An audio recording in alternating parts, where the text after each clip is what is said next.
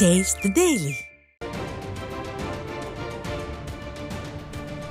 அண்மை செய்தி. ராமநாதபுரம் மாவட்டம் மண்டபம், கலைஞர் நகர், தனுஷ்கோடி தேசிய நெடுஞ்சாலை, ராமநாத சுவாமி கோவில் பகுதிகளில் மழைநீர் குடியிருப்புகளை சூழ்ந்ததால் மக்கள் அவதிக்குள்ளாகியுள்ளனர். இதுகுறித்த கூடுதல் தகவல்களை செய்தியாளர் பரத்குமார் வழங்க கேட்கலாம். வணக்கம் பரத்குமார், விவரங்கள் என்ன? வணக்கம் மஞ்சுளா. வங்கக்கடலில் உருவாகியிருந்த குறைந்த காற்றழுத்த தாழ்வு மண்டலமாக நிலவி வருவதால் ராமநாதபுரம் மாவட்டம் முழுவதிலுமே கனமழை பெய்து வருகிறது. இதில் மண்டபம், பாமன், ராமேஸ்வரத்தில் இன்று காலை முதலே மிக கனமழை பெய்து வருகிறது.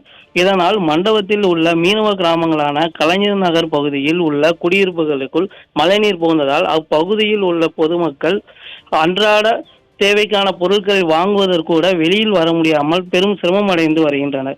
அதேபோல் ராமேஸ்வரம் சுற்றுவட்டார பகுதியில் இன்று காலை முதலே கனமழை பெய்து வந்த நிலையில் ராமேஸ்வரத்தில் உள்ள உலக பிரசித்தி பெற்ற ராமநாத சுவாமி திருக்கோயிலுக்குள் மழைநீர் புகுந்ததால் இங்கு வந்த ஐயப்ப சாமி பக்தர்கள் பெரும் சிரமம் அடைந்து வருகின்றனர். அதேபோல் ராமேஸ்வரம் தனுஷ்கோடி தேசிய நெடுஞ்சாலையில் சுமார் 1 கிலோமீட்டர் தூரத்திற்கு மழைநீர் முழங்கால் அளவுக்கு தேங்கியதால் அந்த வழியாக செல்லக்கூடிய வாகன ஓட்டுநர்கள் அப்பகுதியில் வாகனங்களை இயக்குவதில் பெரும் சிரமம் அடைந்து வருகின்றனர். அதேபோல் தேசிய நெடுஞ்சாலை ஓரங்களில் உள்ள குடியிருப்புகளுக்குள்ளும் மழைநீர் புகுந்ததால் அந்த பகுதியில் உள்ள மக்களும் பெரிதும் பாதிக்கப்பட்டு வருகின்றனர். அதேபோல் பாமன் பகுதியில் சூறைக்காற்றுடன் கனமழை பெய்து வருவதால் சாலை பாலத்தில் வரக்கூடிய வாகனங்கள் எதிரே வரக்கூடிய வாகனம் தெரியாததால் வாகனங்களில் உள்ள முகப்பு விளக்குகளை ஒளிரவிட்ட வண்ணமே வருகின்றனர்.